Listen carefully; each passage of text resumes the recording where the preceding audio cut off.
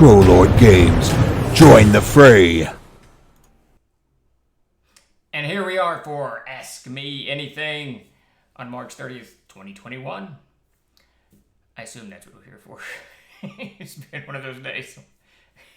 That's because I'm here. We're not trying to do Chuck's fancy stuff. Yeah, if, whatever. Chuck's got a lot of fancy buttons he pushes. Too many things to do. It's been an interesting day. So, what time is it? It's 4 o'clock. I don't even know what's going on. In total control, yeah, I'm something. I don't know if I'm in total control, but I'm here, at least. I see Chuck showed me how to pop out the chat. Let me do that. That seemed to work a little better. I don't know where'd the chat go. There it is. All right. So that's what we're going to try to do. Indeed. So I assume then, Lord Dailies, that we have sound and we have video, and Chuck has told me I can quit asking about that, but I feel as if I do that things will go awry. So I feel like I should just ask that every time I get onto a stream. I feel like that should be my intro, you know. What did Ed McMahon, for those of us from the ancient world, back in my day, Ed McMahon introduced Johnny Carson, right? So that little spiel is my Ed McMahon. Do I have video? Do I have sound? Or whatever. From the long ago days of when we all watched his television. How's it going? Old school King Kothar, Commander Pete, and Johnny Nomad. Does anyone watch television anymore? Does anyone actually have TV? I stream everything these days. I know Mark Sandy, he still has rabbit ears, I believe. I'm pretty sure he still has rabbit ears on his TV, and he only gets the regular channels. But they did something weird when they went digital. You know, they got rid of the analog and went digital, so it messed up something about his rabbit ears. I don't know. Something like that. How's it going, Kador? I watched TV at my parents' house the other week. You don't know the half of it, Kothar. The old, the dial TVs, you know, that I remember those. Now I didn't have to do this much, though. I know a lot of people that are my age did. When the weather got bad, you'd have to go out and shift your antenna to get the right reception. If it was windy or rainy or snowy or whatever. So things they have improved. And the streaming is very interesting. The streaming, though, for me is problematical because I'll sit there and I just sit there and I don't know. I'm doing the same thing I was doing with cable. I'm not watching anything. I'm just kind of streaming through, just, you know, flicking through it. It's actually quite annoying. There you go. So I got some texts come in, and I'm probably going to have to answer them, so I may get interrupted here in a minute. Zoe Devos, who those of you who have been following a lot of the TLG products, she's doing a lot of art for us these days, and she's working right now on the Planescapes book with me and Gods and Monsters. Pardon? So she's got some questions, and she has odd working hours, so when she materializes, I try to talk to her immediately. So if I stop and respond, if there's some dead air, there'll be a little bit of that. But there you go. People used to have kids because it was cheaper than getting TV with a remote. The clicker. Who calls it a remote? It's the clicker. Give me the clicker. I didn't know what it's called. So as I started, Lord Dalius, I started to say when the stream began, it's been an interesting few days here. So Todd was binding Friday, and unbeknownst to me, the light fixture went out. We have one huge 96-inch, two bulbs, fluorescent light in the print shop. It goes from, it's just huge. Not quite all the way across. If we had one more, we could cover the whole thing. But so it went out. It just burned out. And Todd, being Todd, those of you who know Todd, he's unstoppable, and he doesn't let things get in the way of the task at hand. So darkness had nothing on him. He just kept on binding. I don't know what he did for light. I mean, you get a little bit of light filtering in from the door, but the window's blocked, so you get nothing from that. But he just kept on he just kept on binding. Didn't say, and I was out of the office when he left, so he didn't tell me. And I'd go in there from time to time. I went in there Friday afternoon to make sure everything was shut off, but I didn't think anything about the light. It's dark, whatever. Todd turned the light off. Off we go. And so I get in there Monday to turn the light on because he's got to come in yesterday and start binding, and no light. So I start, oh, shit, I got to fix this. And I texted Todd, said, what's the issue? Do you know? Blah, blah, blah. Lights were flickering. Then they went off. It's probably a bulb. They're fluorescents. They go out. But I thought I had just changed those bulbs. Now, they're 94-inch bulbs. They're huge. I thought I'd changed them like a year ago, and they really should. It should last, 3 or 4 or 5 years. So I went, got one bulb, thinking maybe I'd only replaced one, and that's where my memory didn't work, and it still didn't work. So I thought, shit, I must have replaced 2, because it's a circuit, so you got to do a whole circuit thing. So then I went and got a second bulb, put that in, and nothing, no light came on, and I thought, son of a... Went through all the breakers, everything's working but the light, up, down, all over the place, testing the breakers, and this is taking me now already an hour and a half to go back and forth to the hardware store and lights and blah, blah, blah. So I can't get anything to work. So I texted Mark and said, Mark ran the print shop for 15 years or 12 years or whatever. I said, Mark, what am I looking at? What's going on here? And he said, it could be the ballast. Check that out. So I tore the thing apart. And sure enough, the ballast is this. I put it up on TikTok. You can see it. If you're following me on TikTok, I put a little video of the ballast. Is a long ass thing, about 12 inches long, with 8-10 wires popping out of it.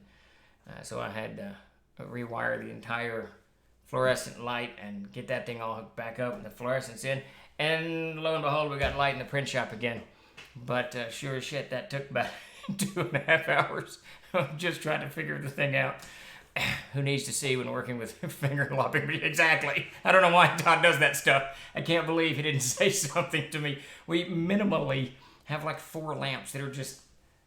There's a couple in the mailroom, because if you go to the back of the mailroom, it's so freaking dark you can't see anything. So I've just got lamps that you can turn on when you're back there.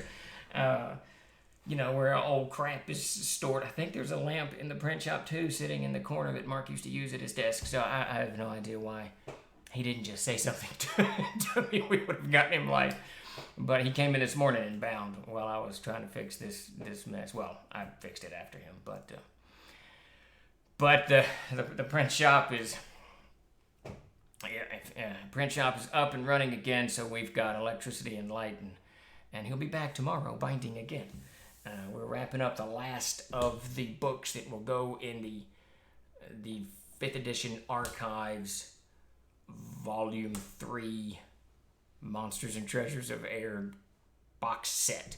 That will have, I can't remember, it's got 6 adventures in it. So we're printing and binding all those right now. 75% of the time it's the ballast. Yes, it was definitely the ballast. And it's quite a pain in the ass to fix. I couldn't really see any easier way to do it, but these wires all, I don't know. They make them extra long, so you got wires 2 and 3 times as long as you actually need to get in there. But what are you gonna do? What are you gonna do? It's all fixed, working again. If something didn't break here in the troll lord. So in the summer of 2018, this unstable bitch was eating lunch. I'm trying to get to this adventure. How was that for a bunch of noise? That. I think that might take you to the TikTok video I just shot. I didn't really shoot a video while I was doing it. I just did a couple little clips before, during, and after. So people who aren't familiar with the silliness can see what... we love having you guys. Hope you are still enjoying the channel. Absolutely. Let's see, what are we doing here? What am I doing? I want to close that before I get sound going again. There. All right. So, yeah, it's whatever day it is. I don't know. It's the March 30th. Oh yeah. April Fool's right around the corner. So it's March 30th. We're here for Ask Me Anything. If you got any questions, hurl them my way. Massive progress has been made on multiple fronts. We got that was a TikTok video. Did that not open? I have no idea.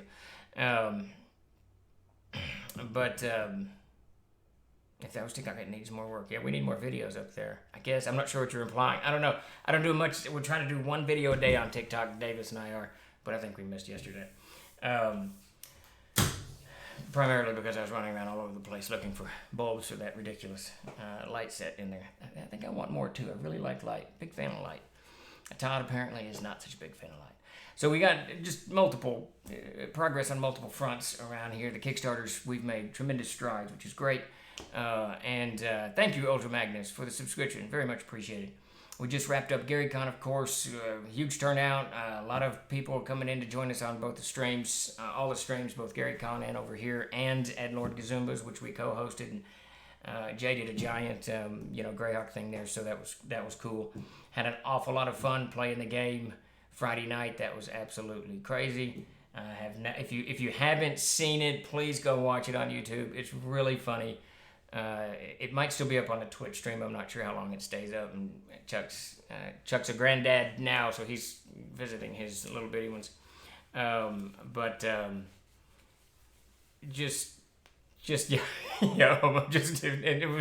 It's hard to describe, but there was a chasm, a flying creature, and many characters right at 50% of the whole party attempting to leap upon the flying creature from various angles and caverns.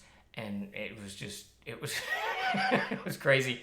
Half of them died. Half of them plunged to their deaths into the frothy waters below. Though I can say that nobody actually drowned. They all just fell 150. And see, I can't remember. How does Castles and Crusades do it? We do. It's a D6 for the first 10 feet, right? And then it's 2D6. And then is it 4?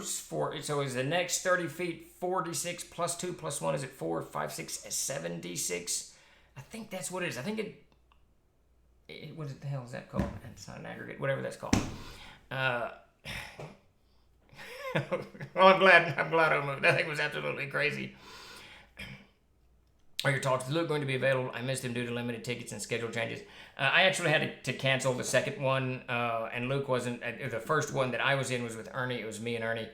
And then the second one I had to cancel. So that was with Luke, Ernie, Lisa, and I believe that was about the Lost City of Gaxmore, but I had to bail out on that one. So I won't be on that one. But I'm sure they'll be available somewhere. I think they do the same thing we do. They port everything over to stream. Yeah, the binker maneuver. Yeah, exactly. Yeah, I think Grape Ape, it is insane, right? 1d6 plus 2d6 plus 3d. Okay, that's so it doesn't double. It just, yeah, it's absolutely nuts. So at 150 feet, I don't know, it's a lot of dice. I didn't roll it. They just died. They just splattered on the water. I think someone tried to intimidate the water.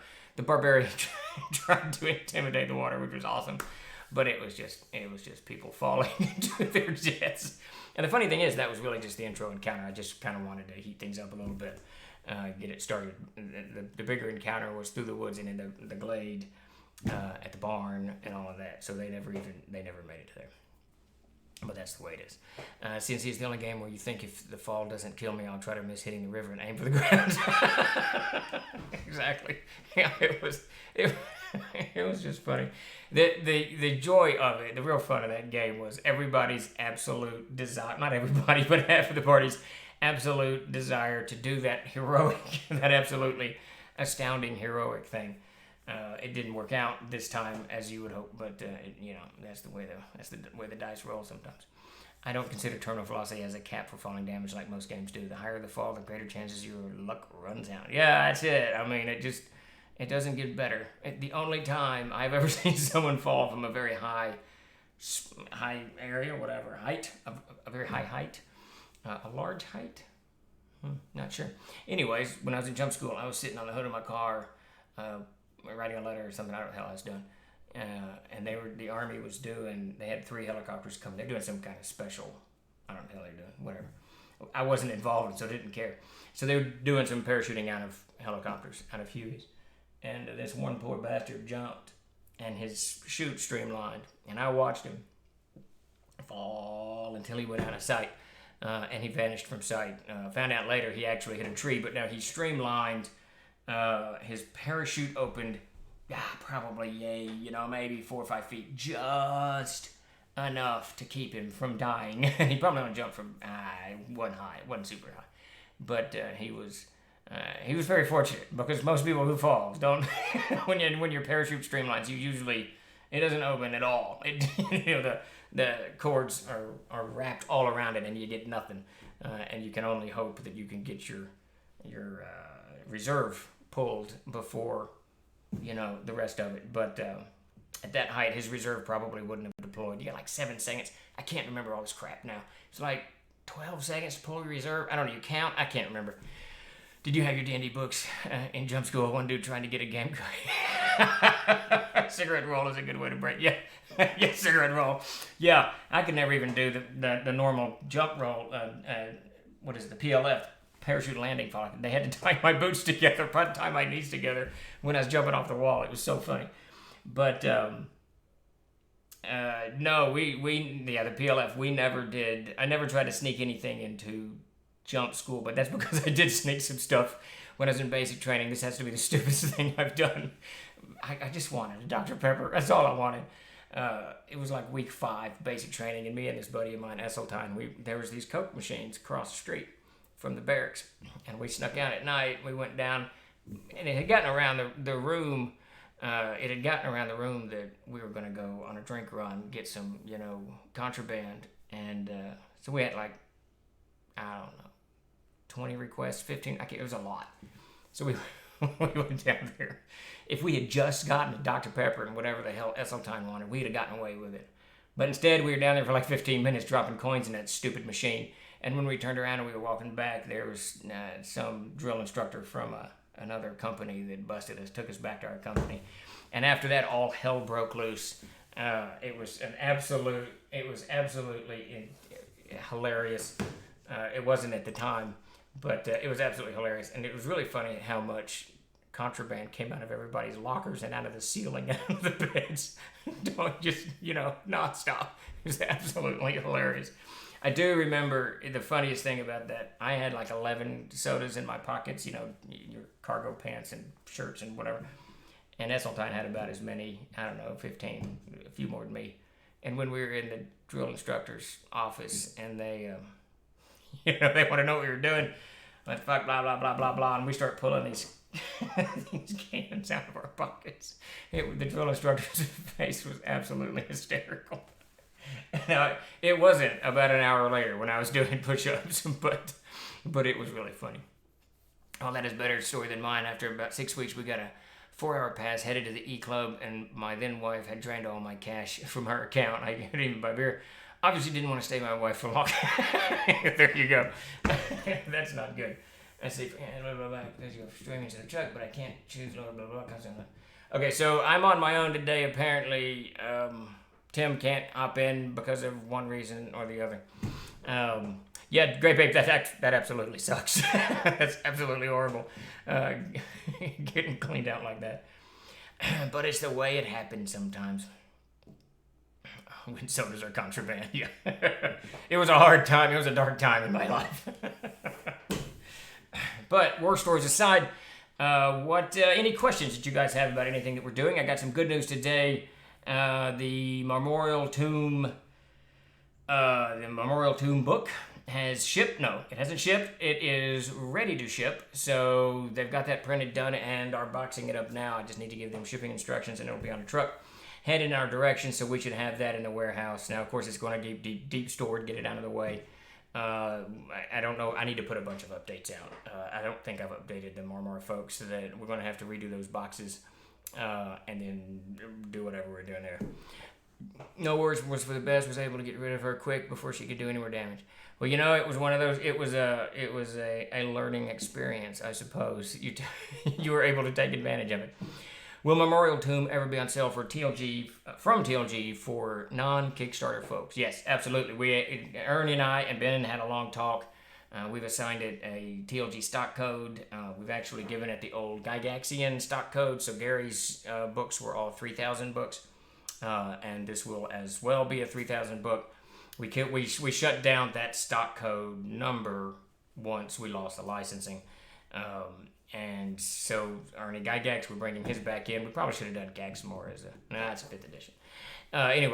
So yeah, it will be out. I'm not sure when. I gotta really get a handle on what's in the box. I think what goes in the box at this point is the main book, the 5 maps, and 2 other books. I don't think anything else goes in there. And when that happens, we'll have a product available to roll out. And I really want to light a fire under Ben's ass and get these last 2 books done. The rest of it, the conversions, the screens, all of those things, I think are kind of afterthought. And I don't mean to sound callous about it, but let's get the product into everybody's hands. It is a fantastic product. Ben has done a great job on it. It looks beautiful. So we really want to get that out there as soon as possible. And then it will definitely be for sale on our store for sure.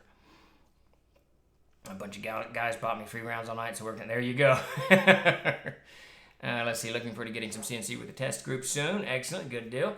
Would you guys ever do an adventure spellbook like you did with the backpack, a preloaded spell kit for certain adventures? Yes. So that's actually going to be available soon. That's actually part of the Player's Handbook 8th printing book that we're working on now. The Adventure Spellbook is what it's called. It's going to have all the spells from as many sources as we can gather, put together, including Amazing Adventures. And then it will have 52 preloaded spellbooks in there that can be either served as magic items for the CK, or the players can just grab on with this spellbook, whatever. And then those will be, I believe it's part of the Kickstarter. If it's not, it will be made this way. Eventually, they'll be put on cards, much like the Adventurers backpack. So you have these ready-made spell books, and we're going to try. The idea behind them is to make them very playable spell books. So it's not just like a magic item that you would find. It's for instance, a fire wizard's spell book. So there's going to be starting spells that are for fire, starting spells that are for information. This type of stuff. That is the plan, to make character creation at the beginning a little bit easier, and you can barrel right into it. I see. Blah blah blah. Steve, I have submitted a new spell for your review on your chat channel. Just go down, check it out. Oh, Lord. I'm guessing it has something to do with a floating disc. Yes, King Cuther. It's actually an essential. It's something we should have done a long time ago, to be honest with you. The spells are now scattered over 3 main books. The Player's Handbook, the Adventurer's Backpack, and the Player's Guide to Aird, and the Elemental Spellbook. So 4 main books, and they're just too scattered, and it's too hard for spellcasters to access crap. So that's it. The book's laid out. It now is facing the same thing the Player's Handbook is facing, whether we're going to go into each spell and extract the vital data and put it in the first sentence. I kind of want to do that, but we're talking that's a major undertaking, so I got to be careful before I commit to actually doing that. We have 100% committed to moving the higher level class mess for the Player's Handbook out of the CKG and into the Player's Handbook. That's already been extracted from the CKG. Peter's got the first 2 chapters, the acknowledgments, the introduction, and the opening statement, and the first 2 chapters of the CKG laid out. So we're going to be barreling on that very soon. In fact, I'd have gotten into chapter 3 if the lighting hadn't gone out in the print shop. But we'll get. I'm hoping to get them 3, 4, and 5 tomorrow. I'm not really sure what's on the docket tomorrow. Right now, equipment repairs always. I have to really pay attention to equipment repairs because I'm not an engineer, so I gotta stop, gotta regroup. But that's kind of thrown me for a loop. And we got all of the last of the Horn God's Winter Indiegogo campaign have shipped. It's all rolling out the door, so that's closed and done. And we're getting ready for the 5th edition Monsters and Treasures of Air. Shipping should begin in about 3 weeks, I think. Let's see, do you like gnomes now? Mr. Binkers has returned. I don't think you helped the gnome thing there, Mr. Binkers. Maybe if you hadn't been a monk. It's really not it's Davis that hates gnomes. I don't mind gnomes. My problem with gnomes is the name and the image that they have gained from those stupid little garden gnomes. I can't guarantee this, but I suspect back in the 70s when the gnome, or the 80s when the gnome was first introduced to AD&D, that the garden gnome industry had not become a thing. Were Smurfs even a thing? I'm not sure. But so now the gnome is fighting a never-ending uphill battle an image issue. They need a PR firm to come in and help the gnome out. And I think a name change. That's why I changed them in the World of Air to Ferenc. A name change, and then we need some really good, hard-hitting, non-comical art to capture kind of the spirit of the gnome. And I'm going to do that. I'm going to talk to Zoe, Peter maybe, Jason maybe, but this is really up Zoe's avenue, I think, and pitch this idea of what a gnome would look like and see if we can't get the gnome a better image than it has right now. Dropping all the Tinker gnome, all the comedic elements, all the eyeglasses and the pointy hats and whatever it is. And I'm going to use the Aryan mythology, the wooden-faced people, and that's what the gnomes are called there, because they were very stoic people. And that's kind of the way I want to pitch it, and we're going to try to overhaul the gnome's image. Big, juicy, heavy page count PHB's coming soon. I'm afraid so. I'm afraid it's going to be over 200 pages. I want to keep it under 196. That's a full signature. Those high-level things, it's a full signature. That's 16 pages right there. It's at 196 right now. We're going to drop the character reference sheet out of it, so that's out. Some of the art's going to go, because the spell section will have no art in it whatsoever. And that'll help a little bit. But I don't think because we're adding so much with the new art and the images of male and female for each class. Anyways. We'll see. But I'm afraid it's going to be about whatever 196 plus 16 would be. So 196, what is that? 206? I don't know. Too many numbers. So, the Smurfs, one of the great things to come out of Belgium.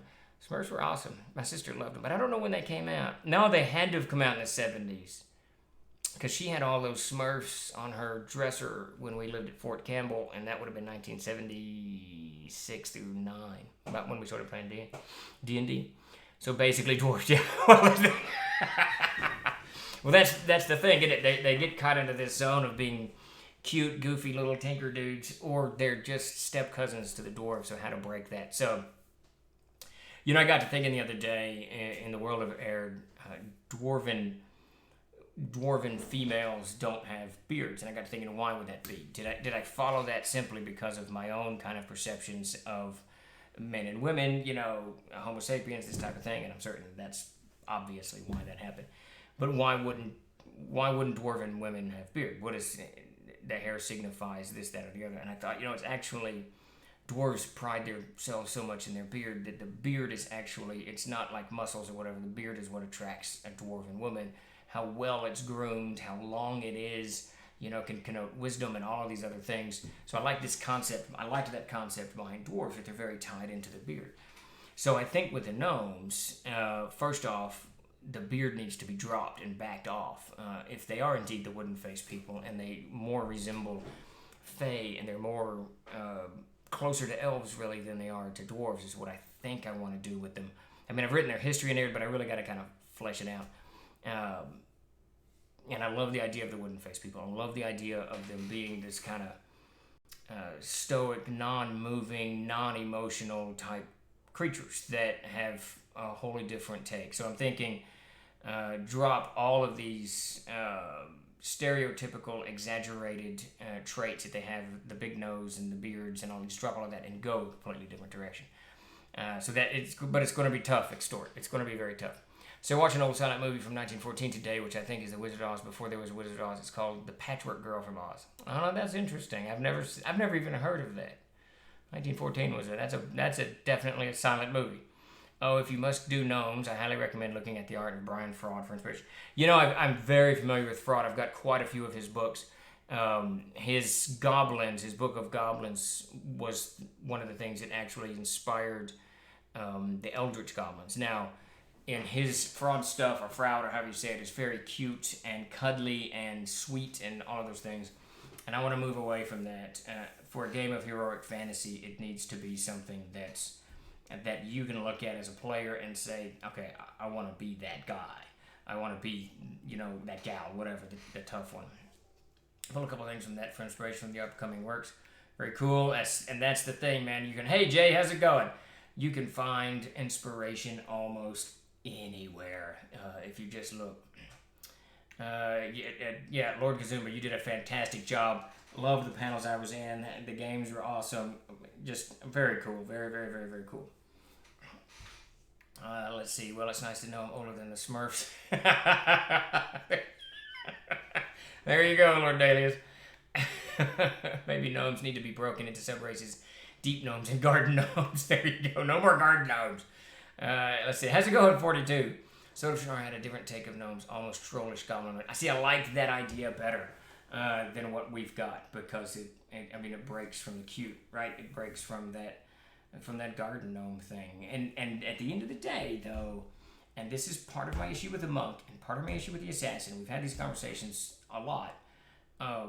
There's a lot in a name. There's a huge amount in a name, and all of these names in our general society and culture, they have very significant connotations that we all walk away with almost immediately. Not everybody, but most everybody. So I don't know this, but I would suspect that if you talk to, say, an Irishman from the 9th century and said the word gnome to him in his own dialect, he would have a completely different take on what a gnome is, other than a little cute guy with a blue hat or a red hat.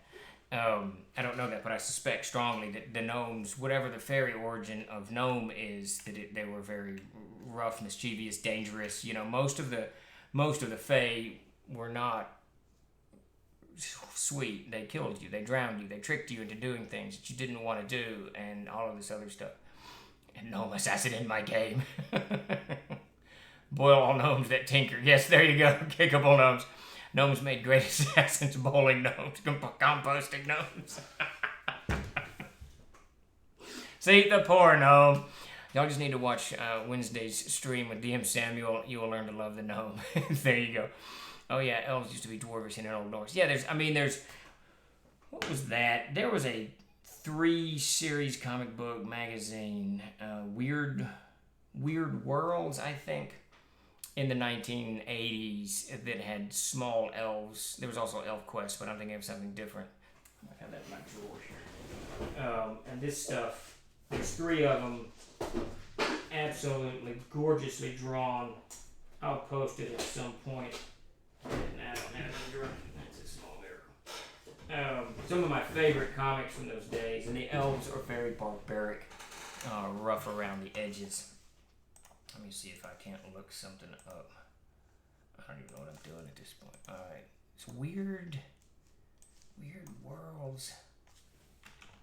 Marvel Presents. I remember that. Weird Worlds. Nope. Wait, maybe?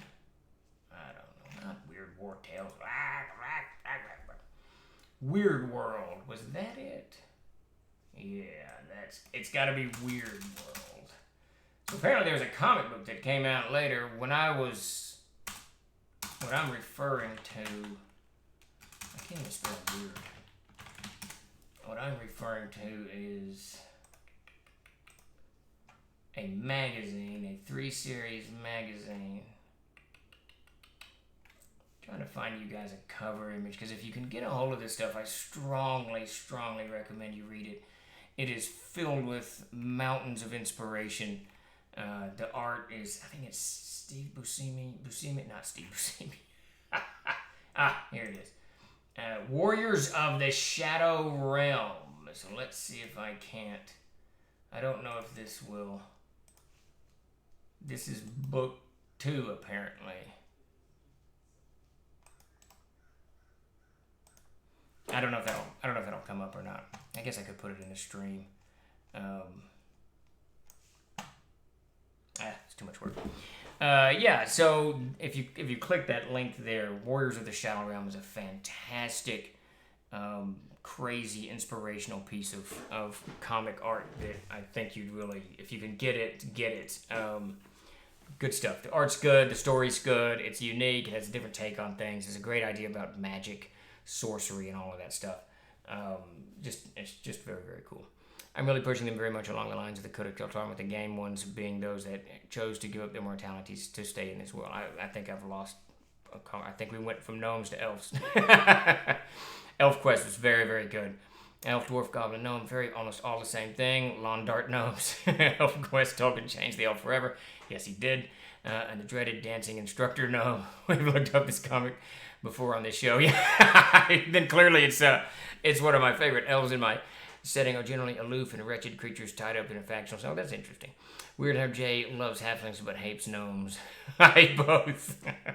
Davis, my brother, is the one that has an absolute raging hatred for gnomes. I'm really pushing them very much along the lines of the Cutter Skelterm, with the end-game ones being those that chose to give up immortality to stay in this world. In my game, gnomes are earth spirits, which took the human toddlers made out of wood. Oh, that's very cool. I like that, Lucid Macabre. That's very cool. In my game, Lucid says, in my game, gnomes are earth spirits, which look like human toddlers made out of mud. That's kind of cool. That's a different take from them. It gives you at least a different, quiver of mess to pull at the table, other than the typical whatever, Tinker or whatever because I can't remember who did Margaret Weiss and Tracy Hickman do the Tinker Gnomes? No, it's Forgotten Realms. Forgotten Realms did the Tinker Gnomes. Somebody did the Tinker Gnomes. Wasn't it Tinker Gnomes? Tinker Dwarfs? I can't remember. Anyways, I thought that really did a disservice to the race, for the playable race. Whoever did it. It's cool. It's a great concept. I like the idea behind it. But it essentially kind of changed the name, changed them from what they could have been, or maybe were intended to be, which I don't really know what that is, to something that was, I don't know, comical. But I've never been, for those who have been to the stream a lot, I'm not a huge, good God, I keep yawning, I'm not a huge Gully Gnomes or Weiss and Hickman. Okay, there you go. Not sure, yeah, I don't... Man with gnomes really play up to the tie to animals. I've encouraged players to talk to animals. Yep, that's a good one too. I'm running a gnome in my game, and I try to always remind them that they've got to tie. And that's what I'm trying to do in Arid, is tie them to the natural world. That's why they're called the wooden-faced people. Anything to just give it a different take. But again, the name still hangs around all of us in all of our games. Or river nymphs, so you could have wood gnomes, water gnomes.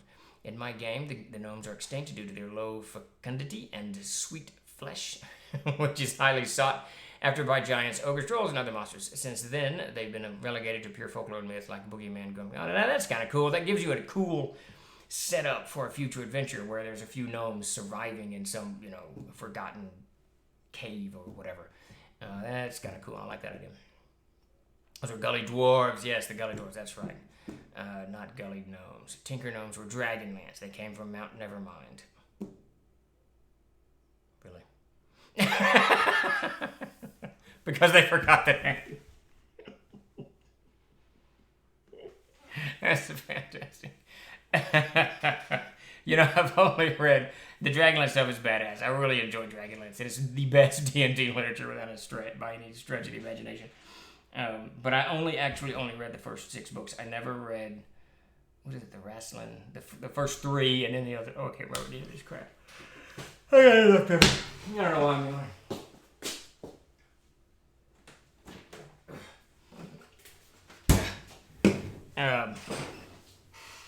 Gully dwarves and tinker gnomes from Dragonland. This is funny. From Mount Nevermind. There you go. Anyways, get Warriors of the Shadow Realm. It's badass. I'm sure you can download it from somewhere.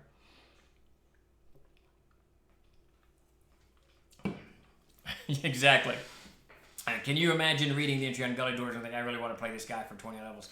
He's naked, covered in his own filth, can barely speak, and all other dwarves consider his race to be subhuman. He's so badass. Kothar, I will tell you this. So I played a gnome, and this is my favorite gnome that I've ever played. I think I've talked about this guy before. His name was William Crowbill, and he had this horrific chewing tobacco habit when he was spitting constantly and covered in tobacco spit. He was just nasty. He died at 3rd level, but he was fun while he lasted. I was really hoping for a while TLG would get the rights to publish Dragonlance. I reached out to Tracy. We've worked with Tracy a little bit, and with Margaret over the years, and they're so insanely nice. Those two people are mind-jarringly kind and polite and nice, and they're just good people. And that I would love to work with both of them, or either one of them separately, on pretty much any endeavor. It makes with the individual you're working with is not caught up in whatever. It makes work so much better. So we did reach out when Wizards of the Coast did whatever they did to whatever. It's all resolved now. I'm relatively certain, so that's all good. But we will be seeing the Dragonlance books, which is fantastic. Hopefully it's the Dragonlance books as envisioned by Hickman and Weiss, because they're just great writers. They're just great writers. But yeah, Omod, I feel you. We really wanted that, and we would have loved that. Oops, that was a response to Color with the chat. Jumped. They got with that Wizard Goes Money now, baby. I accept your telescope there. And now you get blah, blah, blah. Yeah, DL is a crazy money-making IP. It really, I can't believe that Wizards even, for a moment, started to pass on that. It's just... And I know some of it's a sign of the times when this is going to pass, right? Anyone who follows any kind of cultural or social history knows that all of this stuff comes and goes, and ebbs and wanes. But a product like Dragonlance doesn't. It sold gajillions in the day, and I suspect it saves TSR from imminent catastrophe. And then it continued to sell so long as it was in print. Dragonlance is just good stuff. It's just good, fun fantasy books, well written. The stories are compelling. The characters are cool, and however they did it, it captures that D&D feel, which is, we've talked about this before, is insanely difficult to capture. None of the movies have captured it. Maybe there's one of the D&D movies that was kind of okay. And this isn't a reflection on the actors or directors or whatever. The content's just, they didn't catch the feel. I still can't get over the blue lips. I just can't. Whatever D&D movie that was where the guy's got blue lips, I couldn't do it. I just couldn't do it. I don't know why his lips were blue. It made no sense. I say I'm waiting for those bell bottoms and banana boat shoes. That's what I'm talking about. Dude, when in the 70s, I was such a fanatical fan of bell bottoms. I would not wear bell bottoms unless the bell of the jean covered the whole shoe from back to toe. The whole shoe had to disappear into that bell, and then I would wear it. Otherwise, it's just like straight leg jeans. Of course, ironically, now that's all I wear is boot cut, is straight leg jeans. I don't wear anything that's just stylish at all. They're dragging R.A. Salvatore out of retirement to write a new trilogy of Dritz books. This will give us a total of good heavens above. I don't think I ever read any of that. I never did. I think that stuff started coming out when I stepped out of fantasy, and I was still reading some fantasy, but I was going into this. So after the 80s and into the 90s, so when I was in the Army, I believe, mid-90s, something like that, I shifted from traditional fantasy. So when I was in college, so throughout the 80s, I would go to Walden Books and I would buy fantasy books. And there's, hundreds of them in the other room there, paperbacks. I'd get 2 to 3 a week, and I'd just sit down and read. I wouldn't read them all in a week, but you get this ever-growing pile of books.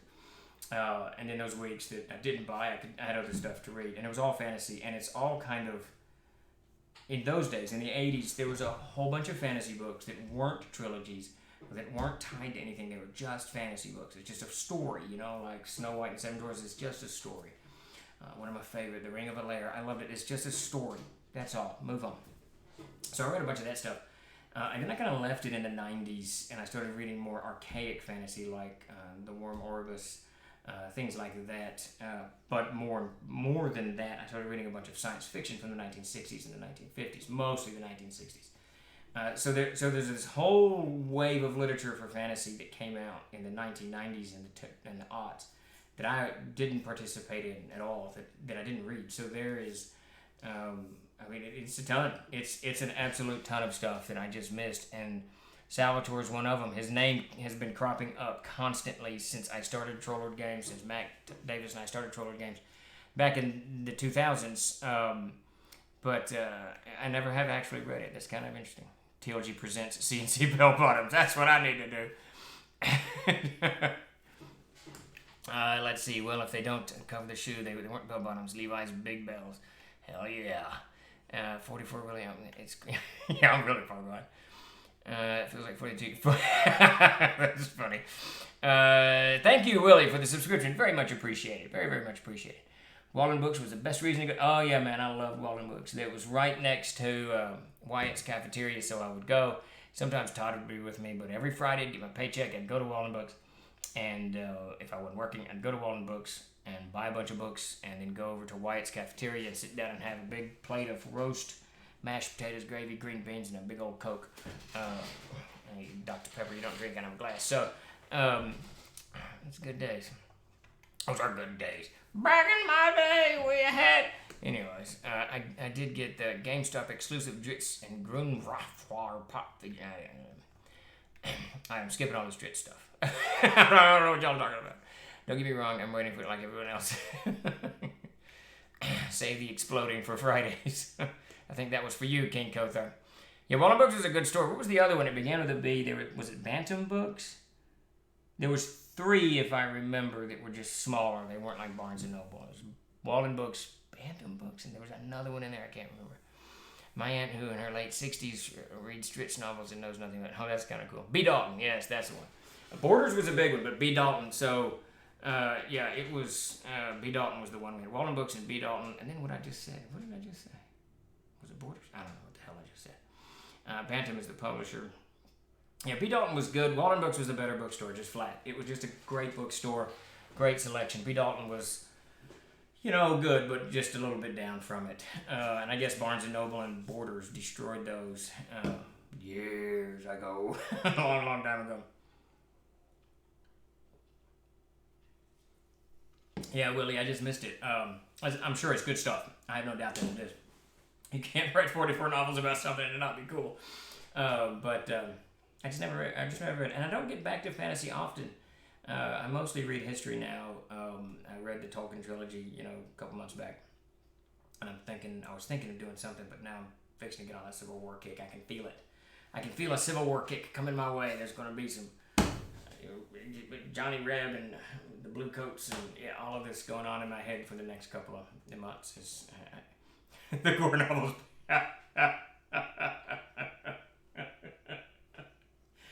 Yeah, Gore is an interesting. If you've never read Gore, I don't really recommend that you go read Gore. I read the first. It depends on what you're looking for.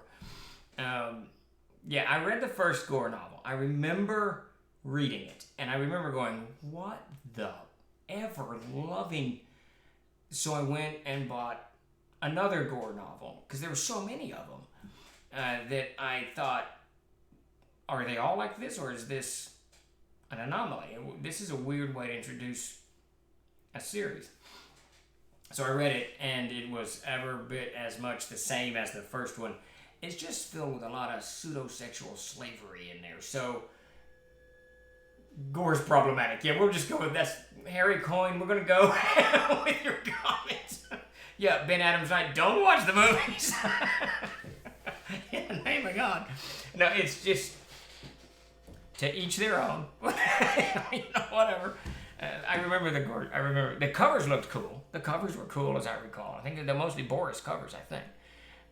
But yeah, I would just, ebooks have really allowed going back and getting a lot of books that you couldn't find in print. I've been reading the Fafhrd and Grey Mouser books, and they're just amazing. And Almzad, I really want to do that, and I keep looking. I'm very much of I'm a bibliophile, so I like to read books in a certain format if I can get them. So those books I want in that format, and you can only get that format in the old Science Fiction Book Club or the original release back in the 60s. So I've got some of them, but I'm waiting until I get a better collection so that I can dive into it. Because I love the idea behind Fafhrd and the Grey Mouser was just cool. The books are just cool. It's all just really good stuff all the way down. Someone mentioned Harry Turtledove. No, Prylex, I don't think so. I read so much stuff in the 80s that I can't remember many of the. I don't want his face. I can't remember. That looks familiar. Harry Turtledove. Give me some covers.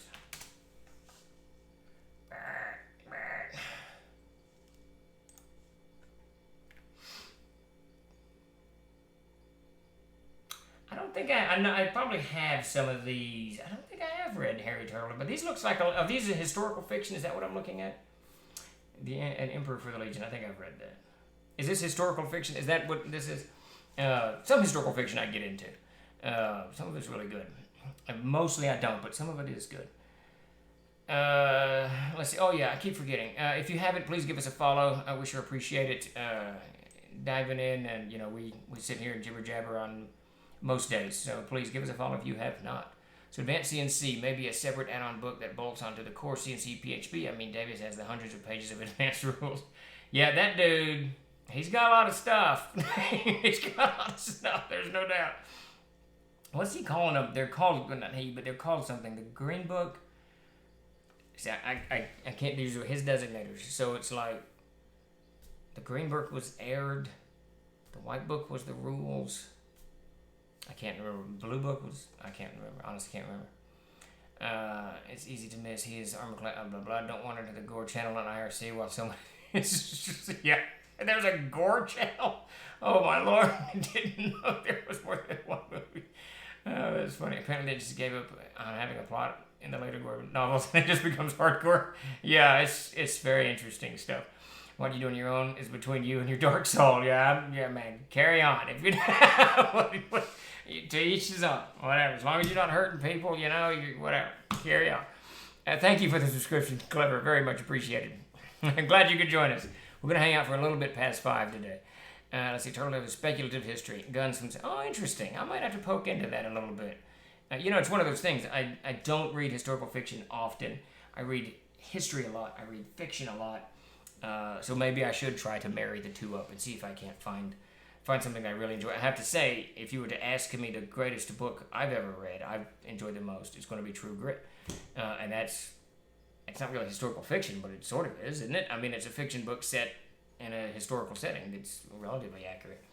The setting, I don't honestly know if there was a Rooster Cogburn or not, but if you haven't read that book, I strongly recommend. Both movies are good.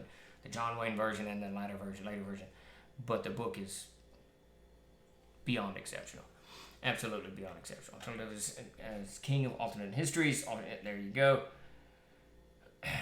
We got Greyhawk Con set. Good deal. Huzzah!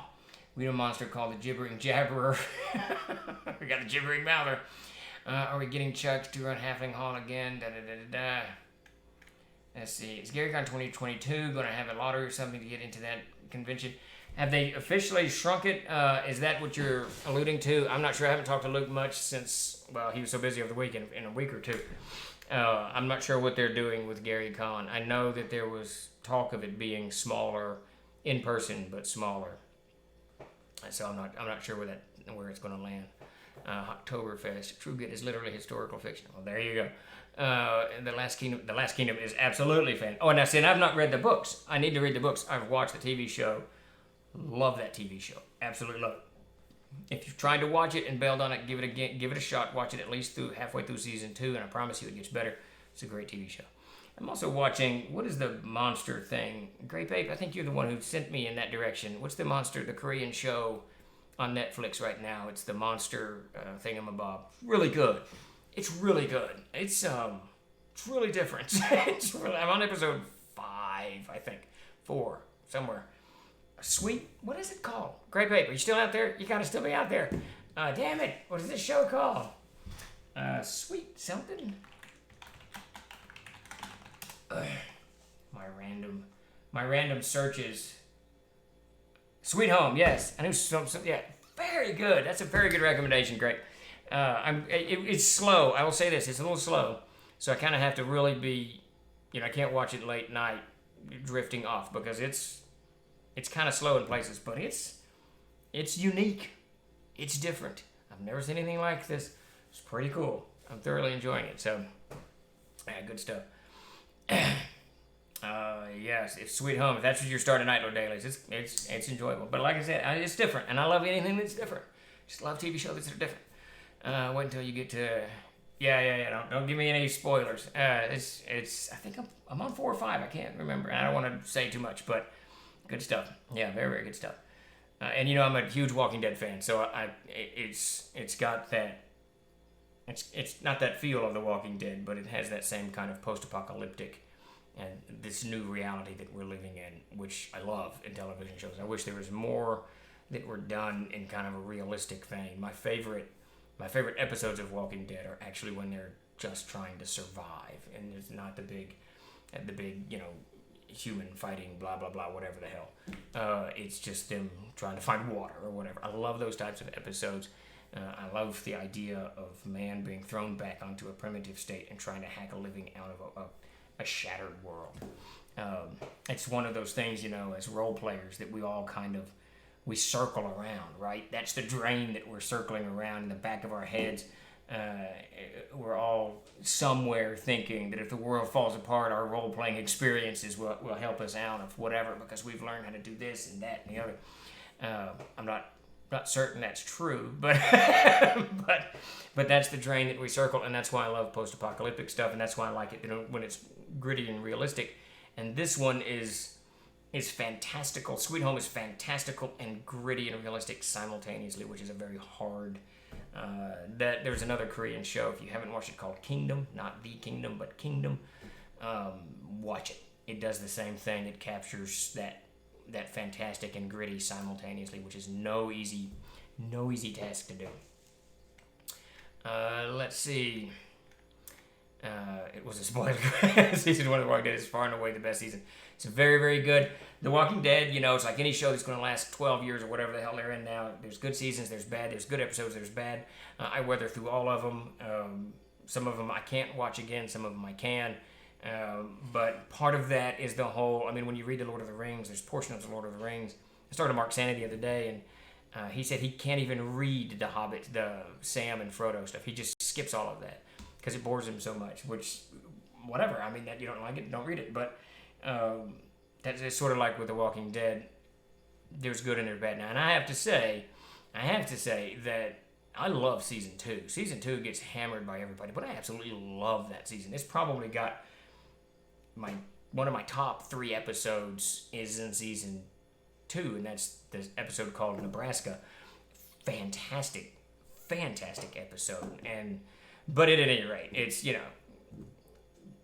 any show like that's going to wax and wane as you watch it. It's just at a certain point you lose whatever. The Two Towers was hard to read.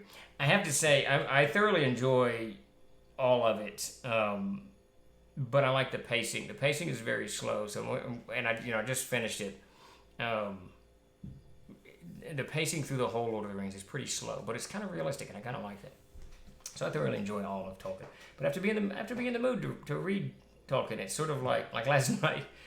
All I wanted to do was see someone shooting someone else in some kind of rapid motion, like in Atomic Blonde. If you've not seen Atomic Blonde, go watch the movie. It's fantastic. What's the latest Mad Max movie? Beyond Thunderdome. Something, whatever the hell it's called. I just needed some action, and I couldn't find anything. I couldn't find anything that's new. Fury Road, yes, fantastic. Just action. I just wanted action, and I couldn't find it. I probably spent 45 minutes poking around at various. I'd start something, and there'd be some long soliloquy beginning some dude's. I don't care about any of that. I just set it up in 30 seconds and just start killing people. That's what I needed, but you don't get that very often. Watch Dredd, very underrated. I not the Sylvester Stallone. It's a good movie. The Sylvester Stallone movie is a good movie, but the other one I really liked. Season 2 is one where the AMC fired Frank Darabont and cut and blah blah blah. That's why the season has far few up close.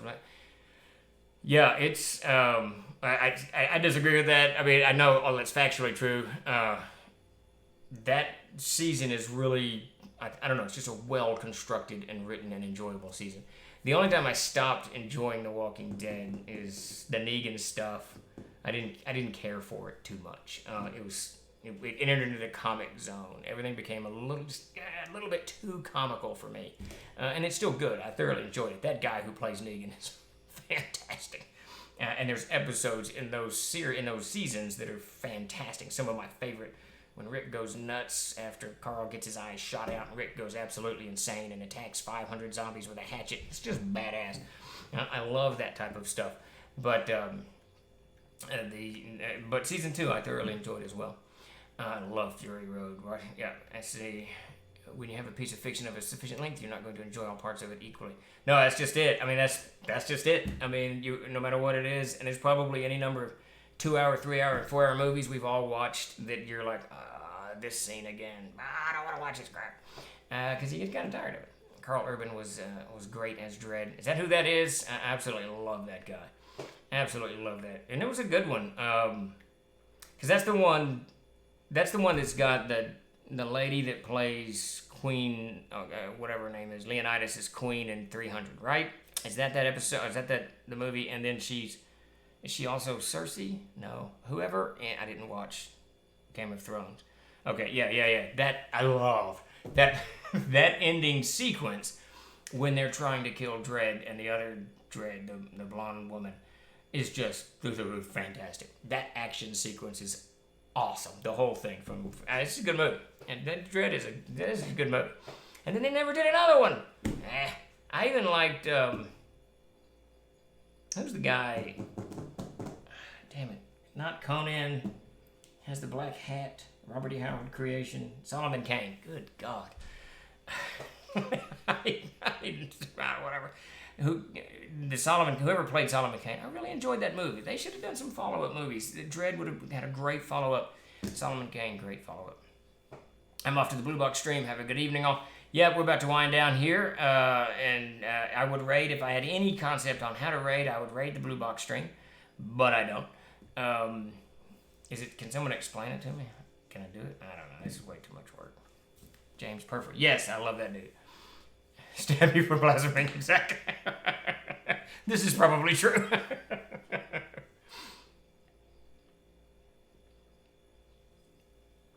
James Perfect. He also plays in there's a Night, like there's 2 of them, I think. Good movies.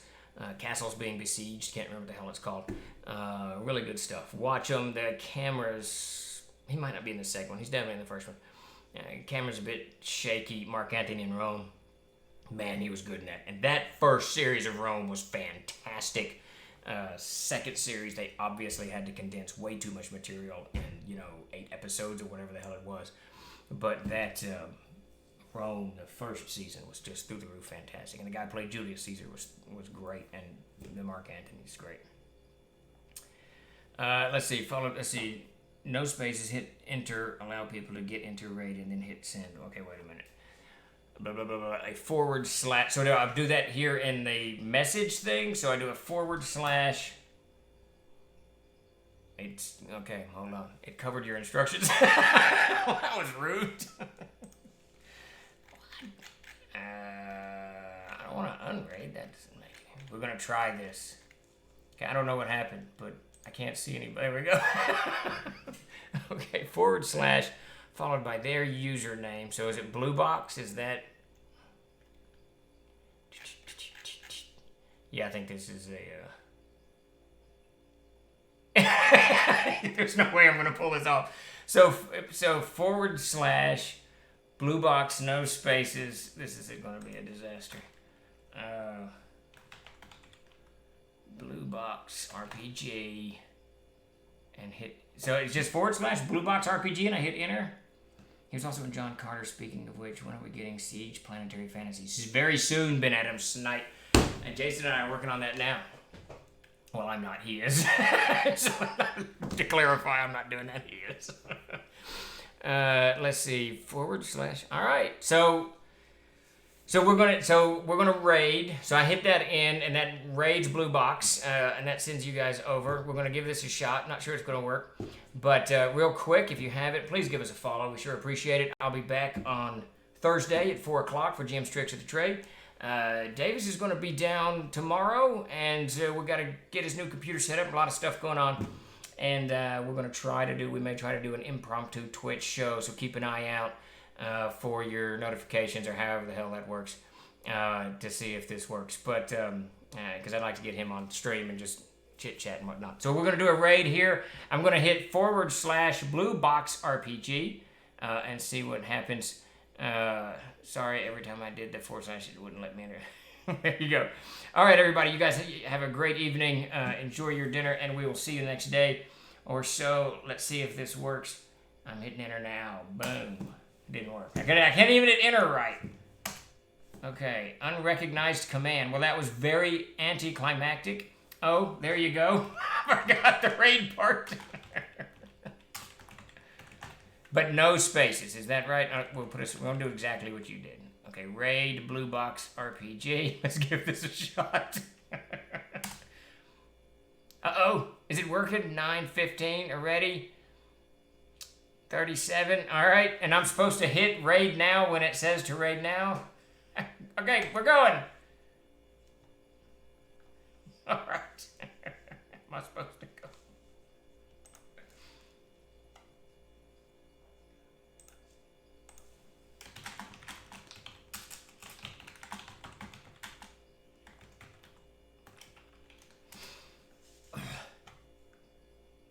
Am I in Blue Box's stream?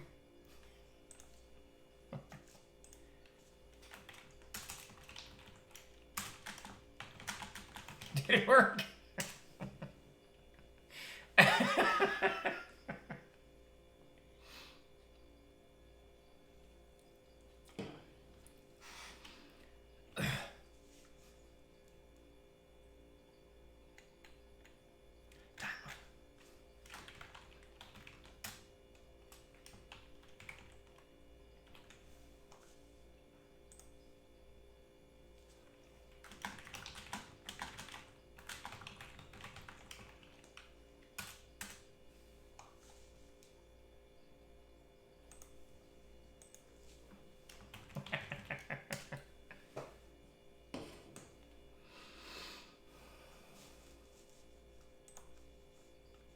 All right, I guess I should, wait, what?